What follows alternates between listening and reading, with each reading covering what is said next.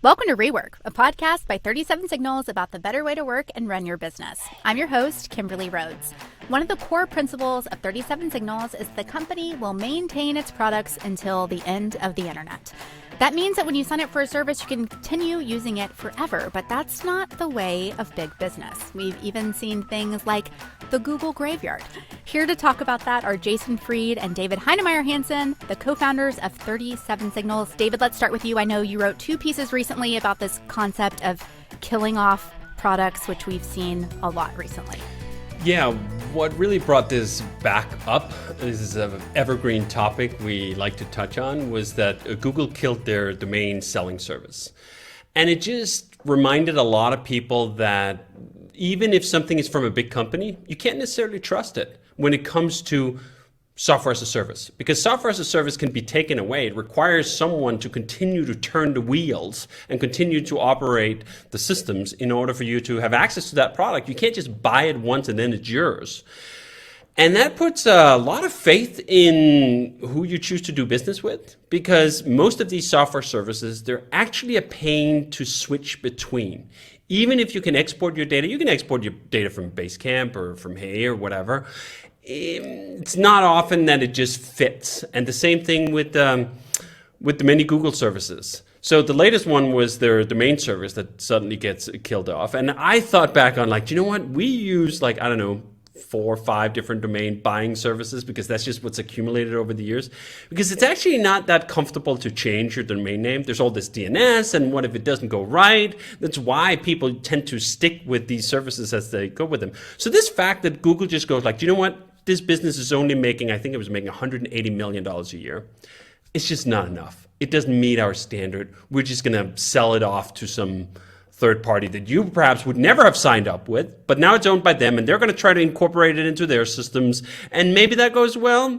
I'd say that's the minority of the time. And maybe what doesn't go so well is you end up with a different system you would never have bought from the first place. You would not have bought from that vendor. You would not have bought that system. You were like, I trusted Google. And you can't trust Google. I think that's like the bottom line here, is that this is a generic concept that you need to do a risk assessment of the service providers you're getting something from. But Google is particularly pernicious when it comes to just killing off even services making hundreds of millions a year because they have this resource curse. That they have these AdWords products, they have search and these other places where they can sell advertising that is making billions and billions and billions. So for a service to reach the bar of it being worth Google's attention, it really has to be $1 billion business. And how did they know? They don't. So they continue to launch stuff, and it may seem to the outside world like, wow, that was a great success. I mean, if we launched a domain service and we were doing $200 million almost a year in business, I'd be like, hallelujah, what a slam dunk. And the Google executives can rightfully go like, you know what, we thought it was going to be $5 billion a year. It's only $200 million. Let's get it off the plate so we can try some new shots at another chance at $5 billion, right? And I always thought, like, do you know what? That's such a depressing place to be for anyone trying to buy software. And I liken it often to these other historic brands. If you bought a 911 Porsche from Porsche back in '77, you can still get parts for that. Like, Porsche doesn't make any money off you really for owning that car, but they take such a pride in keeping up the legacy of the product portfolio that they've created since inception that is inspirational. Why can't we do that for software? And people will give you all sorts of answers for that. Well, it requires resources to keep things going and so on. Yeah, it does, but it also requires that Porsche keeps this huge stockpile of spare parts or the methods and the know-how to be able to produce them again. I mean, Jason and I both like watches, and that's another domain where you can get parts or find a way to service your watch that might be 100 years old, or at least 50 years will be an easy case. And in software, you can barely depend on something for like 3 years, 5 years. I forget how long Google Domains has been around, but I think it wasn't that much longer than 5 or 7 years. In the grand scheme of like domain names, things that people buy and then in some cases want to keep forever, that's nothing. Why does it have to be like this? So our counter to that has been this promise, both to our customers, but also obligation to ourselves. What kind of business do we want to be? We want to be a business like Porsche, like the great watchmakers that keep the spare parts around, that customers who bought something can continue to use it and enjoy it. They're not being pushed out. So that resulted in this promise of we're going to just keep things running until the end of the internet. To the point of being almost silly about it. We've talked about Tadalist in the past. Tadalist is silly on purpose. This was a free service that we gave away starting in 2005. Never made any money of it. It was basically like an advertisement for Basecamp at the time. Hey, look how easy it is to manage your to-do list online, which used to be a sort of novel thing. And then we didn't do much with it. I think the last material update was probably 2006. Like, try to count that up. Is that, 17 years ago? So 17 years ago, that's the product. That's how old that product is, which is about 200 years in mechanical terms, 17 years in digital terms, and we're still keeping it around. We moved it, I think, across maybe 4 different hosting methods. That's not free. I worked on Tadalist as early as this year. It was our first venture out of the cloud again. We had put Tadalist into the cloud. This is how many generations. It get to survive before the cloud was even a thing. Then we move it into the cloud. Then we move it back out of the cloud. And we continue to just do it. And why? Because we have some eternal moral obligation to the, 800 people who still use it every week, which by the way blows my mind, right? 17-year-old product, and there's still hundreds of people who use it every week. What? No, I think we could reasonably explain to them, do you know what? It just doesn't add up or whatever. And we're no, we're freaking got to do it. These principles, they have to cost something to mean something. And this is the trade-off that myopically, I think a lot of software companies look at and no, it's not going to pay. If it costs us a little more to run it, then we will make back on it. Therefore, we won't do it. Which is not that far off the equation of Fight Club, right? We won't do a recall unless the cost of each settlement for an exploding car is more than the cost of the recall, right? That's a really shitty bean counter way to run your business. And I don't think it works on the full calculus. I think the companies like Porsche and Leica and the great watchmakers, they are the companies they are. They have the brand value they do because they treasure that legacy. This is some of the feedback that came back with the Google response, right? People rightfully went okay, so what's next? If they can kill a business that's worth 200 million, what are they going to do about Google Photos? What are they going to do about the Google Cloud that they've been losing billions on? Is that going to go away tomorrow? That's exactly the seeds of doubt you plant when you don't stick and keep and cherish your legacy.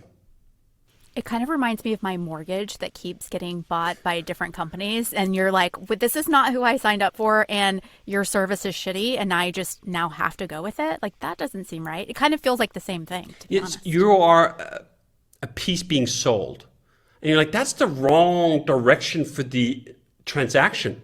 If I buy the watch, that's my watch, right? It shouldn't be then 15 years later, Rolex gets sold to some other company, and now I'm a whatever customer. Now I'm an Omega customer.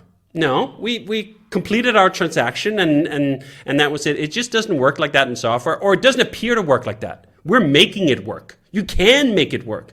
These aren't super exotic choices that only we could make in some alternate universe of whatever charity. No, we run a business. And we go you know what? The analysis is both, it's fun to do, it feels like the right thing, but also that it's good business. That when someone looks at Hey is a great example, right? People don't change email addresses ever. They probably change their email provider less often than they change their bank or their insurance provider, which is to say very, very rarely. So for someone to even consider that they should buy Hey and move all their stuff over, that is such a leap of faith. I'm not going to want to change away from this in 2 years because you just got bored with Hey.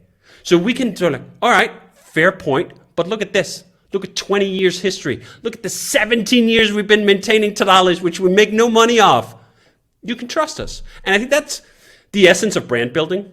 We often think about brand building as about marketing, it's about advertising, it's about those things, but it's also about following through and committing to something for long enough that people will actually believe you.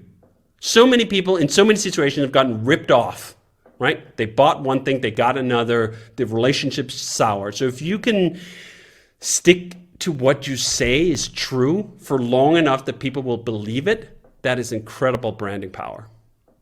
Okay, so when you guys started, you weren't thinking about shutting down apps at all, I'm assuming. Like, you started with a product, built it, didn't decide at that point to have this philosophy. Like, was there a point along the process where you decided, we need to have this as a philosophy? And did you ever waver or ever consider not keeping that kind of idea? There's been one or two things, I think, that we shut down. One was this thing called Basecamp Breeze, which was a email, like we had this idea to make a group email address. It was like the simplest version of, well, it's a group email address, but you got to come up with your own name for it, and anyone who emailed it just blasted out to everybody else. That was like all it did. And we charged, I forget what it was, like $9. I don't even remember what it was. It was some cheap number. And then we ran it for a while and just didn't really work. And we actually, I think, gave everyone their money back. It was that. So we decided this is just not going to work. So we don't deserve your money either. It goes back to you, and we're going to shut this thing down. So we've done that. We sold Sortfolio, which was a tool for people to find web designers. It still exists. We sold Rework remotely, which is a job ad board. So we've done a few things. Let's just make sure that we're not being untoward about that. We have done a few things, but the core apps that we have, even we still maintain. So you can still use Backpack, which we launched in 2005. You can still use Highrise. What our method has been is we're not going to sell these to new customers anymore, but we're going to maintain them for existing customers who have them. That's another way to do this, which is to say, I can understand why we might not want to support these things moving forward in terms of dedicating resources to improving them, but we should maintain them for people who've already paid for them and who are currently paying for them. So that's sort of been our approach to this, because there is at some point, you have only a certain number of resources and you have to understand and figure out how you're going to direct those. Maintenance is a lot simpler than constantly improving something, though. So that's kind of been our formula. The funny thing about that is, for a certain group of customers, that's the feature. Don't change it. Keep it exactly the same, and I will love you more for it. Now, that doesn't work when you're trying to sell to new customers, and that's the pickle that most companies find themselves into. You have a vocal existing group who either want to keep things exactly the same because that's what they learned and now perfected, or they want minor tweaks along that path. If you want to do something materially different, you're actually at odds with your existing customers when it comes to software as a service. This was the dilemma we were faced when we did the first major revision of Basecamp, because we had brand new ideas of what Basecamp should be, how it should look, what the screen should be. It was not an evolution. It was, revolution is an overused word, but evolution plus plus. Too much evolution in one go for someone to be able to swallow happily. So we created a completely new code base, new product, new sign-up process, whatever for the new product. And then we kept the original Basecamp as it is, because that's what the majority of the customers who were on that platform actually would want. And how do we know that? Because they're still there. The original version of Basecamp, we stopped working on in 2010.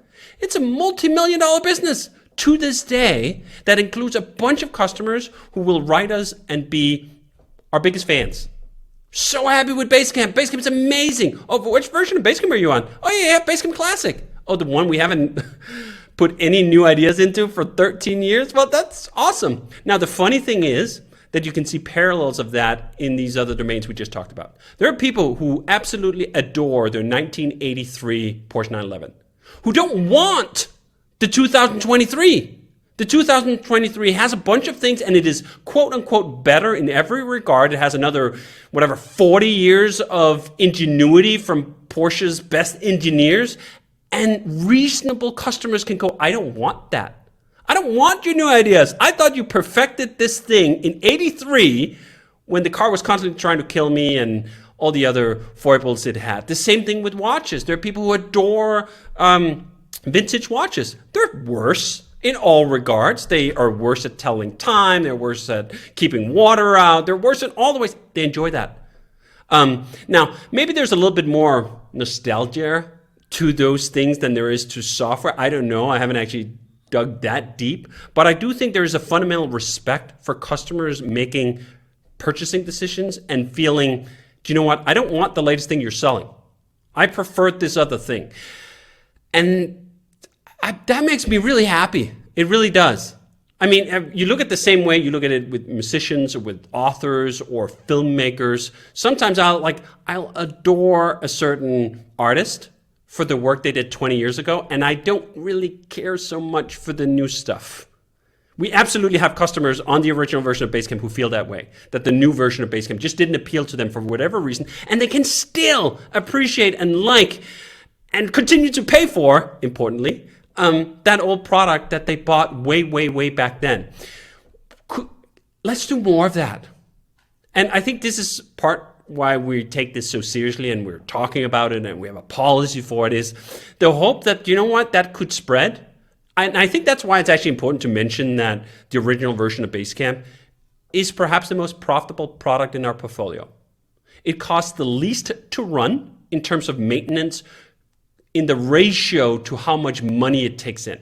How big would this company have to be if it just had to maintain the original version of Basecamp, an ever shrinking business? But I mean, we would have the most obscene profit margin, right? So it's not that this is all charity. It's not that this is all just brand building. It's also, not in the case of Tadalist in specific, but for Basecamp, it's also a business decision to say, like, this is just good business. We'd like to encourage any old customers on Basecamp to get onto the new version if they're ready for it. If they're back in the market anyway, we want to be there and we want to sell them a product that's right for 2023, not the best you could get in 2010. But there's just a huge group of people who don't want that. And I respect the heck out of it because I feel the same way. And sometimes the parallel I've drawn is I don't want an update to my printer, right? So they'll send these updates. There's a new firmware. I just wanted to continue to print and I want to learn nothing new about how you insert the paper, or I don't care if you came up with a slightly more convenient way to load the pages or to insert more ink or whatever. No, my life is perfect, never having to think a new thought about a printer ever again. And you know what? There are people who feel that way about software, even about Basecamp, which is sometimes hard for software makers to cope with. That like, oh, this thing that like is my entire world for 8 hours a day minimum or more is not the center of the universe for every person who buys it. Oh, I'm shocked. Well, that's interesting because it makes me think about your decisions, if you will, to keep the old versus giving new features. To kind of talk me through that of the process, because I know there's 3 versions of Basecamp. You had the option to make a 4th version that wasn't just the 3rd version. Kind of talk me through when you make a new version that people can buy into versus just adding features to an old one. Typically, it's when there's like we have a significantly new idea that doesn't fit into the old box in a sense. It could be technical, it could be design, it could be conceptual, just the way things work, the way things are. So Basecamp 3 to 4 is the current version. That was a very smooth transition because 3 had all the underpinnings we were going to use for 4, and 3 basically morphed into 4. That made sense. The interface is roughly the same. The fundamental concepts are the same. 4 does a lot more than 3, but there's a path there. From Classic to 2, for example, 2 had an entirely different paradigm. It was this page-based metaphor, like pieces of paper layering up, which is just totally different from a tab-based metaphor. And it was just so different that it couldn't move from one to the other without, like David saying, completely upsetting the apple cart for tens of thousands of people who were happy with the way the other one worked. So from 3 to 4, if you had 3 and now you have 4 automatically, there's no way to even be upset about 4 because 4 is what you already had, just better. Moving from Classic to 2 it was jarring. Someone moved all the furniture, the doors were moved, the handles were moved. Instead of turning the handle, you now flipped the handle. Everything was different. So that's when you have to kind of make a major change. And we get back into the car thing. We think about it in terms of cars have different.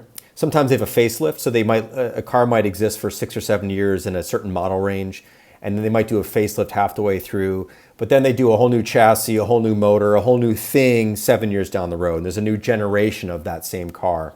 That's kind of how we think about it. So sometimes it's a mid-cycle refresh, but sometimes like for example, the Honda Accord, the one that came out with in the 70s could never have made its way to 2023. Everything changed. The way even they make cars changed fundamentally. So that's morphed from, or not morphed, that has not morphed. It's been generation upon generation of fundamental changes, even though it's still the same model name. That's how we look at Basecamp. Basecamp's still the same fundamental idea about project management and team communication and collaboration, but just applied differently over the years. And sometimes the changes are big, sometimes they're small enough. And then last question before we wrap up, in terms of cost, because obviously there is a cost to keep these apps going, especially like you're saying, to-do people have never even paid for it. So we're paying to maintain it.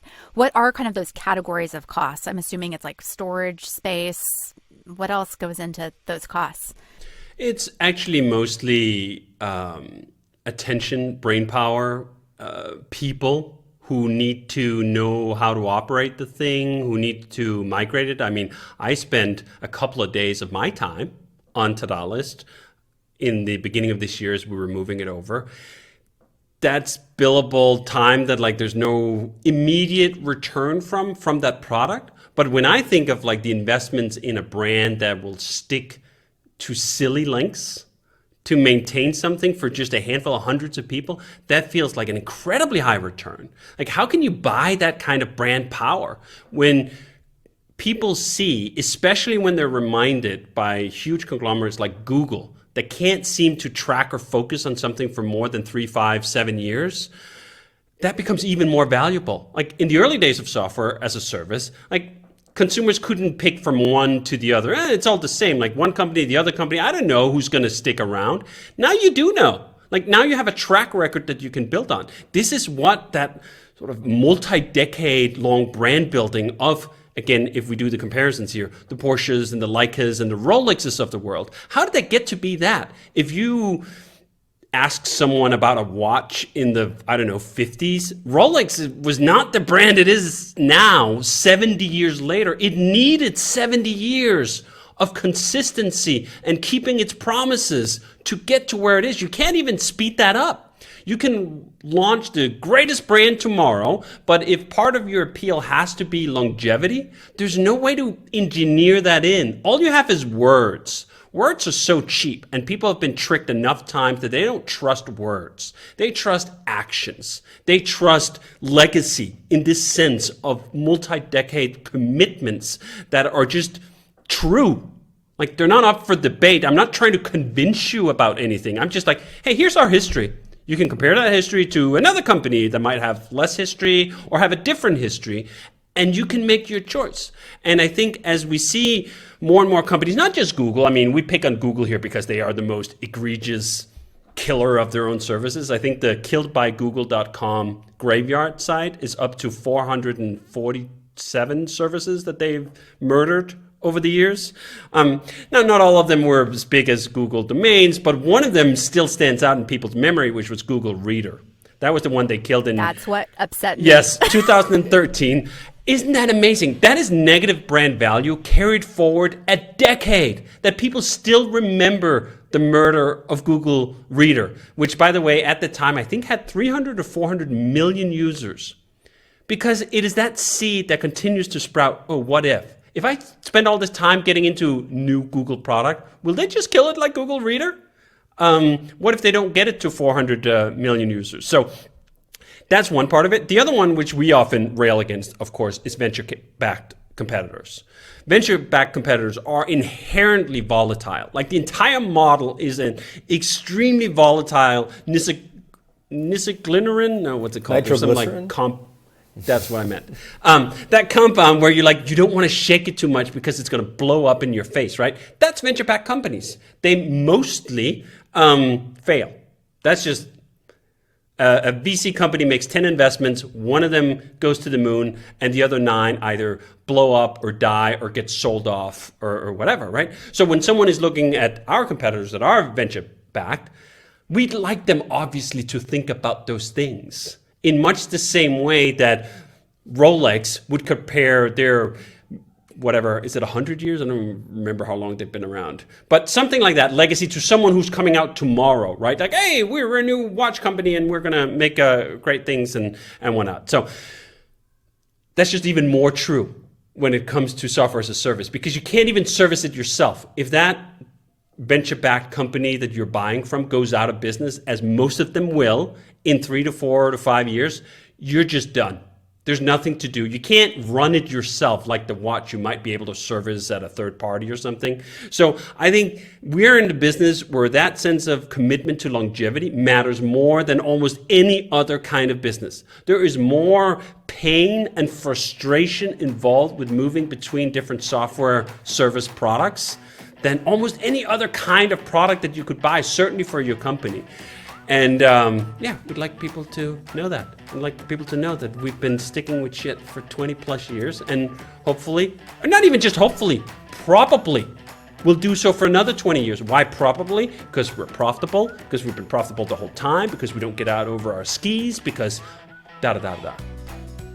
I love that. All right, guys. Well, thanks for being here and joining us again. Rework is a production of 37 Signals. You can find show notes and transcripts on our website at 37signals.com/podcasts.